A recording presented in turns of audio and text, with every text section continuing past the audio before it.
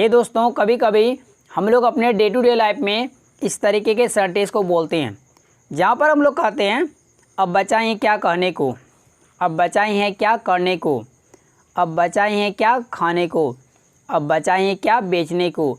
तो इस तरीके के सेंटेंस को बनाने के लिए कौन सा स्ट्रक्चर का यूज किया जाता है? वेल आइए जान लेते हैं। वेल गाइज, स्ट्रक्चर में सबसे पहले राइट करना पड़ेगा आपको now what has left, now what has left. उसके बाद टू प्लस वर्ब का फर्स्ट फॉर्म, वर्ब का फर्स्ट फॉर्म राइट करना है टू के साथ, इन्फिनेटिव फॉर्म, और लास्ट में लगा देंगे अदर वर्ड्स। जो भी बचेगा सेंटेंस का अदर पार्ट उसको लास्ट में राइट कर देंगे। आइए लेते हैं कुछ एग्जांपल्स ताकि आपको ये स्ट्रक्चर और भी अच्छे तरीके से समझ में आ जाए। वेल आज का पहला सेंटेंस है अब बचा ही है क्या कहने को। वेल इस सेंटेंस के लिए कहेंगे now what has left to say, now what has left to say. Next sentence अब बचा ही है क्या करने को। वेल इस सेंटेंस के लिए कहेंगे now what has left to do, now what has left to do. Next sentence अब बचा ही है क्या खाने को। वेल इस सेंटेंस के लिए बोलेंगे now what has left to eat. यदि आप चाहें तो इसको दो और तरीके से बोल सकते हैं, now what has left to have, now what has left to take. तो तीनों में से कोई भी यूज कर सकते हैं आप। हे दोस्तों, दिस इज मुकेश। वेल इस तरह के सेंटेंस को हम लोग अपने डेली लाइफ में काफ़ी यूज करते हैं जहाँ पर हम लोग कहते हैं वहाँ कब से बारिश हो रही है, वहाँ कब से बारिश हो रही है, कल से वहाँ बारिश हो रही है, या कल से यहाँ बारिश हो रही है। तुम कब से अंग्रेजी सीख रहे हो, या मैं 2 साल से अंग्रेजी सीख रहा हूँ। तो इस तरह का क्वेश्चन आंसर करने के लिए हमें किस टेंस के स्ट्रक्चर को यूज करना होता है, और वो कौन सा स्ट्रक्चर है आइए जान लेते हैं। पहले बात करते हैं इसके क्वेश्चन वाले पार्ट के स्ट्रक्चर की। सबसे पहले राइट करेंगे फॉर हाउ लॉन्ग, और फोर को आप लास्ट में भी राइट कर सकते हैं। हम लोग यहाँ पर मिला के बोलेंगे फॉर हाउ लॉन्ग मीन्स कब से। कब से को इंग्लिश में बोलते हैं फॉर हाउ लॉन्ग। कन्वर्सेशन में आप सिंस व्हेन भी सुना होगा, वो भी आप यूज कर सकते हैं, but for how long grammatically ये 100% करेक्ट है। उसके बाद लगाएंगे हैज़ या हैव। अगर थर्ड पर्सन से क्वेश्चन कर रहे हैं तो हैज़ लगाइए, यदि सामने वाले से क्वेश्चन कर रहे हैं तो हैव लगाइए। उसके बाद सब्जेक्ट, सब्जेक्ट को राइट करने के बाद आपको लगाना पड़ेगा बीन, और बीन के बाद वर्ब का ING form, I mean that gerund form V4 को राइट करेंगे। उसके बाद कोई ऑब्जेक्ट अगर रहेगा तो, नहीं तो कोई बात नहीं है। वेल गाइज, क्वेश्चन वाला स्ट्रक्चर हो गया डन। आइए अब जानते हैं जवाब वाले स्ट्रक्चर को कैसे बनाएंगे। सबसे पहले सब्जेक्ट, सब्जेक्ट को राइट करने के बाद हैज़ या हैव लगाएंगे। उसके बाद बीन लगाएंगे, और बीन को राइट करने के बाद लगाएंगे वर्ब का आईएनजी फॉर्म। उसके बाद कोई ऑब्जेक्ट, फिर हम लोग कोई सिंस या फोर में से कोई एक लगाएंगे, फिर कोई टाइम भर देंगे। हो गया स्ट्रक्चर डन। आइए हम लोग जानते हैं इसको क्वेश्चन आंसर किस तरीके से कर सकते हैं। वहाँ कब से बारिश हो रही है, इस सेंटेंस के लिए बोलेंगे for how long has it been raining there. Well इसका आंसर क्या होगा, कल से यहाँ बारिश हो रही है।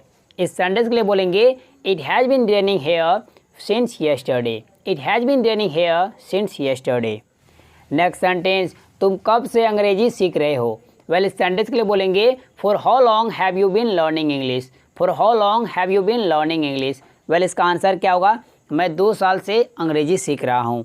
इस सेंटेंस के लिए बोलेंगे I have been learning English for 2 years, I have been learning English for 2 years. Short में बोलेंगे तो I have been learning English for 2 years. Well guys, related this sentences I am giving you a sentence, please write in the comment box. If you make any mistake then I will correct it. दोस्तों, कभी कभी हम लोगों को अपने day to day life में इस तरीके के सेंटेंस को बोलना पड़ता है जहाँ पर हम लोगों को कहना होता है इसी बहाने से मैं तुमसे मिल भी लूँगा, इसी बहाने से तुम मेरा घर भी देख लेना, इसी बहाने से मैं भी वहाँ आ जाऊँगा, इसी बहाने से तुम अपना काम भी कर लेना, इसी बहाने से मैं एग्ज़ाम पास भी हो जाऊँगा। हे दोस्तों, इस तरीके के सेंटेंस को बनाने के लिए किस स्ट्रक्चर का यूज किया जाता है, आइए हम लोग स्ट्रक्चर को जानते हैं। उससे पहले जानते हैं इसी बहाने से, इसको इंग्लिश में क्या बोलते हैं। इससे पहले मैंने और एक वीडियो बनाया था इस टॉपिक पर कि पानी भरने के बहाने से मुझसे मिलने आ जाओ, मंदिर जाने के बहाने से मेरे पास आ जाना।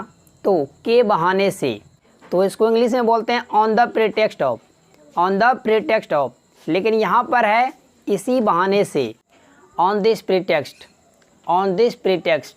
वेल स्ट्रक्चर में सबसे पहले आपको राइट करना पड़ेगा ऑन दिस प्रीटेक्स्ट, और ऑन दिस प्रीटेक्स्ट को राइट करने के बाद आपको राइट करना पड़ेगा एक कमा, और कमा को लिखने के बाद आपको राइट करना पड़ेगा कंप्लीट सेंटेंस। अब सेंटेंस जिस भी टेंस में होगा उसको बना दीजिएगा, और यदि आप चाहे तो ऑन दिस प्रीटेक्स्ट को सेंटेंस के आखिरी में भी राइट कर सकते हैं, आपका मन। आइए देखते हैं कुछ एग्जांपल्स ताकि आपको स्ट्रक्चर और भी अच्छे समझ में आ जाए।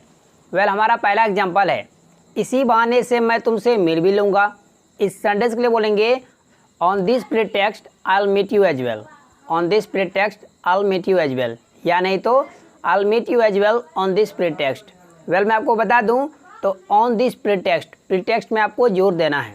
नेक्स्ट सेंटेंस, इसी बहाने से तुम मेरा घर भी देख लेना। इस सेंटेंस के लिए बोलेंगे on this pretext you see my house as well. On this pretext you see my house as well. आप चाहे तो सेंटेंस में यू नहीं भी लगा सकते हैं। आई मीन दैट इंग्लिश में सब्जेक्ट नहीं बोला जाता ऐसे सेंटेंस में। इस सेंटेंस के लिए आप बोल सकते हैं see my house as well on this pretext. See my house as well on this pretext. Next sentence, इसी बहाने से मैं भी वहाँ आ जाऊँगा। इस सेंटेंस के लिए बोलेंगे on this pretext I will come there as well. On this pretext I will come there as well. Next sentence, इसी बहाने से तुम अपना काम कर लेना। इस सेंटेंस के लिए बोलेंगे you do your work on this pretext. You do your work on this pretext, या नहीं तो do your work on this pretext. Next sentence, इसी बहाने से मैं पास भी हो जाऊंगा। वेल इस सेंटेंस के लिए बोलेंगे on this pretext I will pass as well. On this pretext I will pass as well.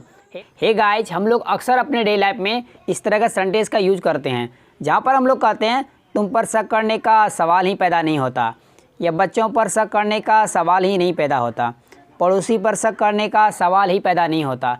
ये सेंटेंस हम लोग वहाँ पर यूज करते हैं जहाँ पर आपको किसी के ऊपर बहुत ज़्यादा भरोसा है, आपको लगता है कि वो ऐसा कभी नहीं कर सकता है, तब आप बोलते हैं उस पर शक करने का तो सवाल ही पैदा नहीं होता। वेल इस तरह के सेंटेंस को बनाने के लिए हम लोगों को किस तरह का स्ट्रक्चर का यूज करना होता है। वेल आइए हम लोग बात करते हैं पहले स्ट्रक्चर की, और उससे पहले हम लोग जानते हैं सवाल ही पैदा नहीं होता इस फ्रेज के लिए हम लोग क्या यूज करेंगे। हम लोग इसके लिए दो अलग अलग फ्रेज यूज कर सकते हैं। वेल पहला फ्रेज है बियॉन्ड सस्पिशियन, और दूसरा है एबव सस्पिशियन। बियॉन्ड सस्पिशियन और एबव सस्पिशियन, आप दोनों में से किसी का भी यूज कर सकते हैं। आइए देखते हैं, हम लोग दोनों का यूज कर लेते हैं। तुम पर शक करने का सवाल ही पैदा नहीं होता। पहले स्ट्रक्चर, सबसे पहले सब्जेक्ट। यदि आप सेंटेंस प्रेजेंट में बोल रहे हैं तो इज एम आर लगाइए। यदि सेंटेंस आप पास्ट की बोल रहे हैं तो वॉज या वर लगाइए। उसके बाद लगाना है आपको बियॉन्ड सस्पिशियन या एबव सस्पिशियंस। हो गया सेंटेंस एंड। आइए देखते हैं, तुम पर शक करने का सवाल ही पैदा नहीं होता।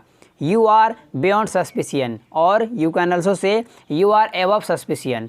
यू आर बियॉन्ड सस्पिशियन और यू आर एबव सस्पिशियन, जोड़ेंगे तो you are beyond suspicion. Next sentence, बच्चों पर शक करने का सवाल ही पैदा नहीं होता।